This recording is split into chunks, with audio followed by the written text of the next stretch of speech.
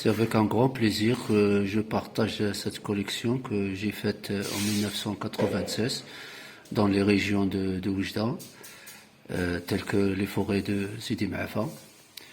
Alors ici la classe des insectes, ordre des lépidoptères, les papillons. Cette espèce est capturée en 1992, celle-là en 1994. Leur nom vient du grec lépi, c'est-à-dire les écailles, et ptéron, c'est-à-dire les ailes. Les ailes sont recouvertes de minuscules écailles colorées responsables des motifs et des couleurs. Alors ces écailles s'enlèvent facilement quand on les touche, bien sûr. Ils ont une longue trempe enroulée permettant d'aspirer le nectar. Leur cycle comporte 4 stades distincts. Le premier stade, œuf. Le deuxième stade, c'est la larve, ou appelée aussi chenille, qui est caractéristique par une forte consommatrice souvent phytophage, c'est-à-dire qui mange des feuilles de l'arbre par exemple. Et le troisième stade, c'est le stade chrysalide, appelé aussi cocon. C'est le stade immobile de transformation. Et le quatrième stade, c'est le stade adulte, généralement ailé, c'est-à-dire à ce stade, les adultes volent. Leur corps, comme tous les insectes, est divisé en 3 parties. La première partie, c'est la tête. La deuxième partie, c'est le thorax, qui comporte 3 paires de pattes et 2 paires d'ailes. La troisième partie, c'est l'abdomen. On distingue 2 types de papillons. Les papillons du jour, appelés aussi rhopatocères, ils ont des antennes en forme de massue, alors que les papillons de nuit, appelés hétérocères, ont des antennes filiformes, pictinées ou plumeuses. Les papillons diurnes sont actifs le jour, et alors que la majorité des espèces sont nocturnes.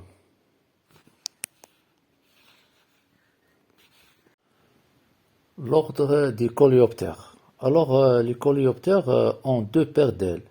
Les ailes antérieures, transformées en élytres dures, épaisses et protectrices. Ils recouvrent les ailes postérieures et l'abdomen. Puis les ailes postérieures sont membraneuses et qui servent au vol. Ils ont des mâchoires puissantes. On l'appelle aussi les broyeurs. Ils se trouvent dans la nature avec différentes formes et très variées, allongées, arrondies, aplatées.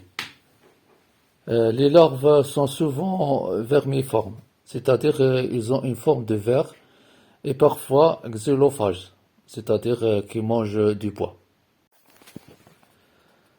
Ordre des blattoptères. Les blattes sont des cafards. Ils ont de longues antennes filiformes et se caractérisent par une rapidité élevée. Leur couleur brun-noir et parfois verdâtre. Les ailes sont souvent présentes chez les adultes, mais certains ne volent pas.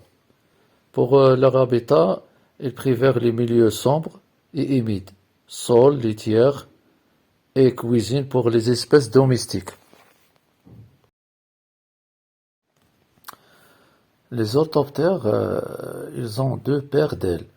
Les ailes antérieures sont coriaces et étroites, alors que les ailes postérieures sont larges et membraneuses, et en éventail. Les pattes postérieures sont très développées et qui sont adaptées au saut. Alors, ils possèdent aussi un corps robuste, souvent cylindrique. Les pièces buccales sont masticatrices.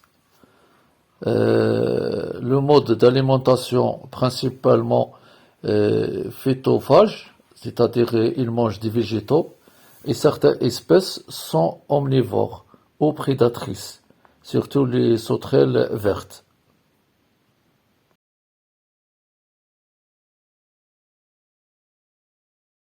Ici, c'est toujours la classe des insectes, c'est les ordres des hyménoptères qui ont un étranglement dans l'abdomen.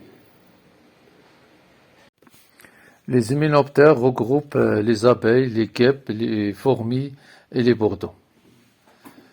Les hyménoptères ont 2 paires d'ailes membraneuses. Les ailes antérieures sont plus grandes, alors que les ailes postérieures sont plus petites.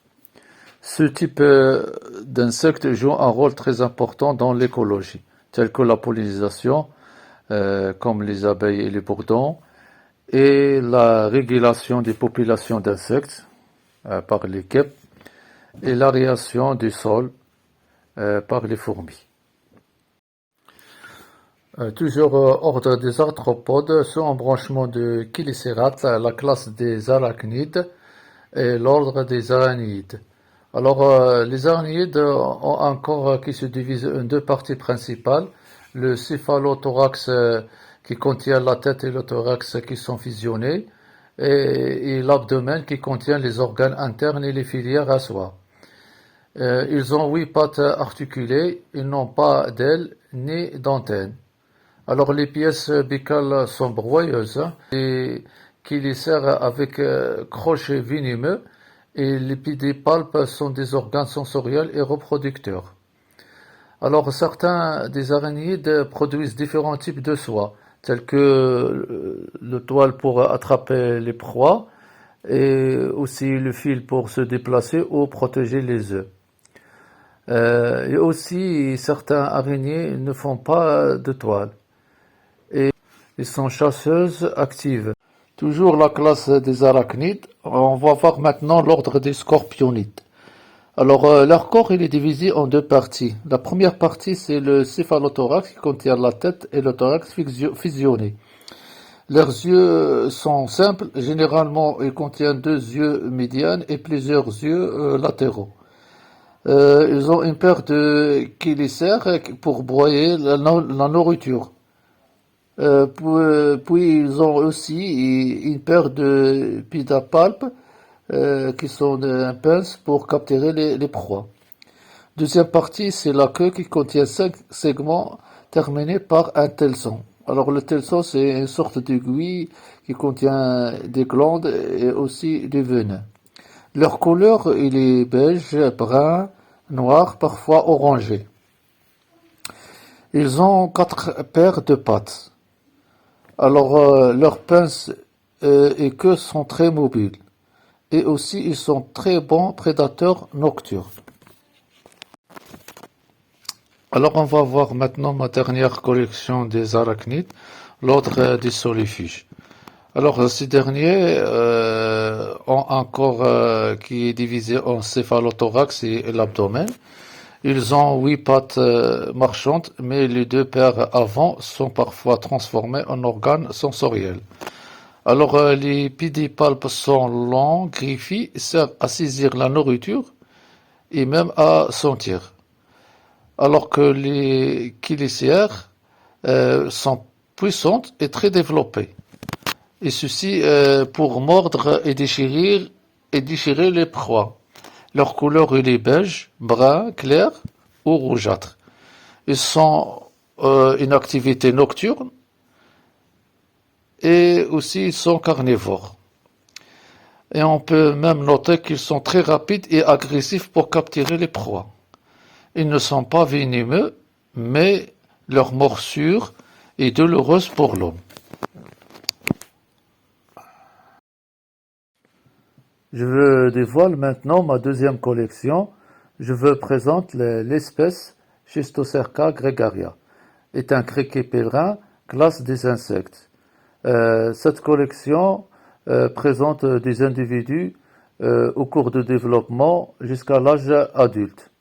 Alors les prélèvements sont faits en 2004 en 3 phases de récolte, en mars, mai et août, dans la région de Figuig, la commune rurale Al-Hamda, lors de leur migration massive. Ils se présentent dans la nature en 2 phases. La première phase, c'est la phase solitaire, où il vit isolé, peu migrateur, de couleur verte-brun. Alors que la phase grégaire, il vit en groupe massif, hyperactif et de couleur vif. Ils forment donc des essaim pouvant migrer sur des milliers de kilomètres. Leur cycle de vie comporte 3 stades, de l'œuf au stade nymphe ou larve à l'état adulte. Passons maintenant à leur morphologie. Leur corps est allongé et cylindrique de 4 à 7 cm. Ils ont une paire d'antennes courtes. Les pattes arrière sont puissantes, développées et s'adaptent au son. Et ils ont deux paires d'ailes, les ailes antérieures et les ailes postérieures qui permettent le vol long. Schistocerca gregaria, le criquet pèlerin, est un insecte ravageur, redoutable, c'est-à-dire sauvage. Il est présent en Afrique, au Moyen-Orient et en Asie. Il est connu pour sa capacité à former des SM, c'est-à-dire un rassemblement ou un groupement d'individus immenses, et à migrer sur de longues distances. Il menace la sécurité alimentaire de millions de personnes en détruisant bien sûr les cultures, c'est-à-dire ils ont une consommation rapide et massive de végétation. J'espère que cette collection vous plaira. Merci pour votre confiance. Merci d'être là jour après jour. Et merci de suivre mon contenu sportif ou scientifique. Et grâce à vous, cette chaîne devient un espace positif où chacun peut trouver un mot d'encouragement ou une dose d'énergie pour continuer son chemin. Merci et à bientôt.